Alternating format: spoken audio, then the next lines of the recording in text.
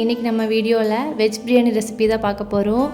இந்த பிரியாணி ரெசிபிக்கு பிரியாணி மசாலா எதுவுமே தேவையில்லை. நம்ம வீட்டில் வச்சுக்க இன்க்ரீடியன்ட் வச்சு நம்ம எப்படி ரெடி பண்ணுறதுன்னு பார்த்தலாம் வாங்க. ஒரு சுருள் பட்டை எடுத்திருக்கேன். இந்த அளவு சின்னதாக இருக்கிறதுனால 2 துண்டு எடுத்திருக்கேன். உங்ககிட்ட பட்டையாக நல்ல பெரிய துண்டாக இருந்துச்சுன்னா கூட அதை எடுத்துக்கலாம். நீங்கள் இது போல் நல்லா பட்டையாக பெரிய பட்டையாக வச்சுருந்திங்கன்னா இந்த அளவில் 1 மட்டும் எடுத்துக்கோங்க. எடுத்துகிட்டு அதுக்கப்புறமா அன்னாச்சி பூ 1 எடுத்திருக்கேன். 4 கிராம்பு தான் எடுக்கணும். அப்புறம் 1 டேபிள் ஸ்பூன் சோம்பு, ஒரு குட்டியாக ஜாதிபத்திரி எடுத்திருக்கேன். இந்த அளவு சரியாக இருக்கும். நம்ம 2 பேருக்கு பண்ணுறோன்னா இந்த அளவு சரியாக இருக்கும். அப்புறமா பட்டை நல்லா பொடிச்சு வச்சுக்கணும். இந்த பட்டை தான் நம்மளோட பிரியாணியோட மெயின் இன்க்ரீடியண்ட்டே. ஸோ பட்டையை எந்த அளவுக்கு நீங்கள் பொடிக்க முடியுதோ அந்த அளவுக்கு நம்ம தட்டுற கல்லை வச்சு தட்டி வச்சுக்கிட்டிங்கன்னா தான் பிரியாணியோட ஃப்ளேவர் சூப்பராக இருக்கும். 10 அண்டிப்பருப்பு, 4 ஏலக்காய், 2 பிரிஞ்சி இலை குட்டியாக இருக்கிறதுனால 2 இல்லைன்னா 1 மட்டும் சேர்த்துக்கோங்க. கொஞ்சமாக பேனில் ஆயில் ஊற்றிட்டு அது கூட ஒரு 1/4 டேபிள் ஸ்பூன் நெய் ஆட் பண்ணிக்கிறேன். நான் இன்றைக்கி 1/4 டேபிள் ஸ்பூன் அளவு தான் நெய் ஆட் பண்ணியிருக்கேன். உங்கள்கிட்ட நிறையா நெய் இருந்துச்சுன்னா 1 டேபிள் ஸ்பூனுக்கு இல்லை 2 டேபிள் ஸ்பூன் அளவுக்கு ஆட் பண்ணிக்கோங்க. நெய் எந்த அளவுக்கு சேர்க்குறீங்களோ அந்த அளவுக்கு பிரியாணி நல்லா சுவை இருக்கும். ஃபஸ்ட்டு நம்ம ஆட் பண்ண போகிறது அண்டிப்பருப்பு மட்டும்தான் ஆட் பண்ணிக்கணும். அண்டிப்பருப்பு நல்ல கோல்டன் ப்ரௌன் ஆகி வரதுக்கு கொஞ்சம் டைம் எடுக்கும்ல, அதனால் ஃபஸ்ட்டு அதை மட்டும் ஆட் பண்ணிவிட்டு கொஞ்சம் எண்ணெயில் இந்த மாதிரி பொரிஞ்சு வந்ததுக்கு அப்புறமா மற்ற எல்லாத்தையுமே ஒன்றா சேர்த்துருங்க. ஆயிலில் சேர்த்து எல்லாமே நல்லா பொரிஞ்சு வரணும். அப்போ அண்டிப்பருப்பும் நல்ல கோல்டன் ப்ரௌன் ஆகி கிடைக்கும்.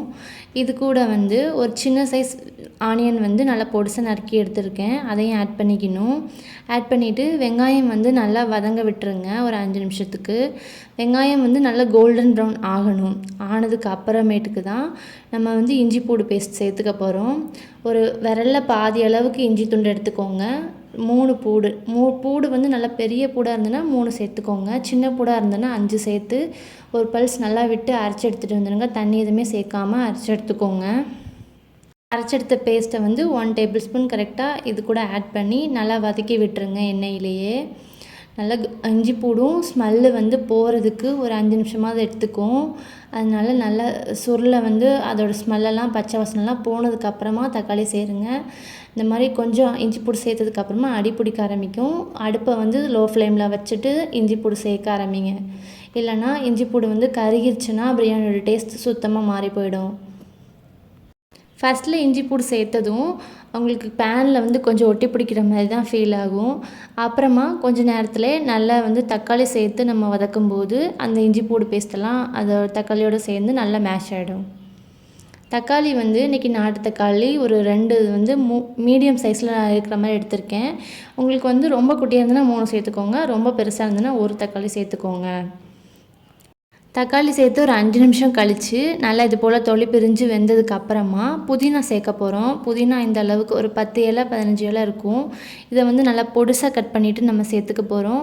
இதே அளவு மல்லி இலை இருந்தாலும் உங்கள்கிட்ட நீங்கள் ஆட் பண்ணிக்கோங்க. என்கிட்ட இன்றைக்கி இல்லை, அதனால் நான் மல்லி இலை ஆட் பண்ணிக்கல. மல்லி இலை சேர்த்து பண்ணும்போது பிரியாணியோட சுவை இன்னும் தூக்கி கொடுக்கும். கண்டிப்பாக மல்லி இலை சேர்க்க மறந்துடாதீங்க. அப்புறமா 1 டேபிள் ஸ்பூன் வத்தல் பொடி, 1 டேபிள் ஸ்பூன் மல்லித்தூள், 1/2 டேபிள் ஸ்பூன் பெப்பர். நம்ம பிரியாணி மசாலா சேர்த்துக்கல, அதனால இந்த 3 மசாலாவும் கண்டிப்பாக சேர்த்துக்கிட்டால் மட்டும்தான் பிரியாணி சுவை இருக்கும். நீங்கள் பிரியாணி மசாலான்னு தனியாக ஆட் பண்ணி பண்ணால் கூட அந்த அளவுக்கு ருசி இருக்குமான்னு எனக்கு தெரியல. பட் ஆனால் இந்த 3 மசாலாவும் சேர்த்து நீங்கள் பண்ணும்போது ரொம்ப சூப்பராக இருக்கும். ரெஸ்டாரண்ட்லலாம் இந்த டிப்ஸ் தான் ஃபாலோ பண்ணுறாங்க. 1 கப் அளவுக்கு சீரக சம்பா அரிசிக்கு 2 கப் அளவு தண்ணி ஊற்றிக்கணும். நான் இன்றைக்கி 1.5 கப் அளவு எடுத்திருக்கேன் அரிசி, அதனால் 3 கப் தண்ணி சேர்த்துக்கிறேன். சேர்த்துட்டு இதில் 1 டேபிள் ஸ்பூன் உப்பு கல் உப்பு சேர்த்துக்கிறேன். சேர்த்துட்டு நல்லா கலந்து விட்டுருங்க. அதுக்கப்புறமா ஒரு பேனில் கொஞ்சமாக ஆயில் விட்டுட்டு இன்றைக்கி கேரட், பீன்ஸ், பட்டாணி எடுத்திருக்கேன். ஒரு கேரட்டு, ஒரு 2 பீன்ஸ் எடுத்திருக்கேன். கொஞ்சம் பட்டாணியை ஒரு 50 பட்டாணியை ஊற வச்சுட்டு சேர்த்துருக்கேன் இது கூட.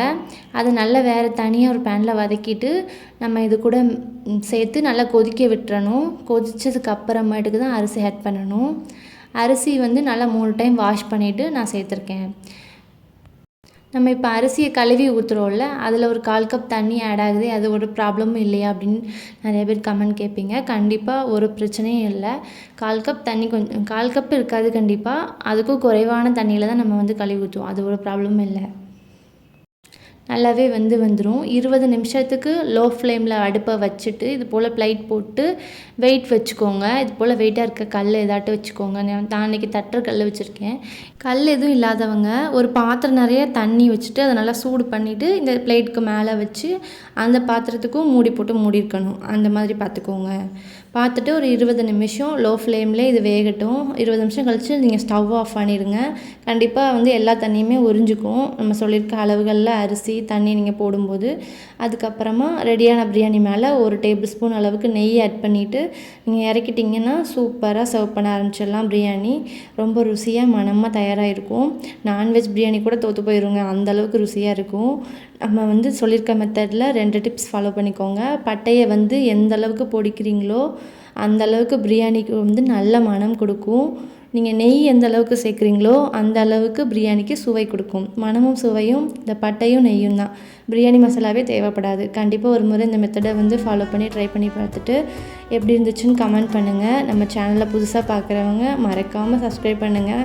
ப்ளீஸ் என்னோடய வீடியோஸ் பிடிச்சிருந்ததுன்னா லைக் பண்ணிவிட்டு போங்க. உங்களுக்கு யூஸ்ஃபுல்லாக இருந்ததுன்னா இந்த வீடியோவுக்கு லைக் பண்ண மறக்காதீங்க.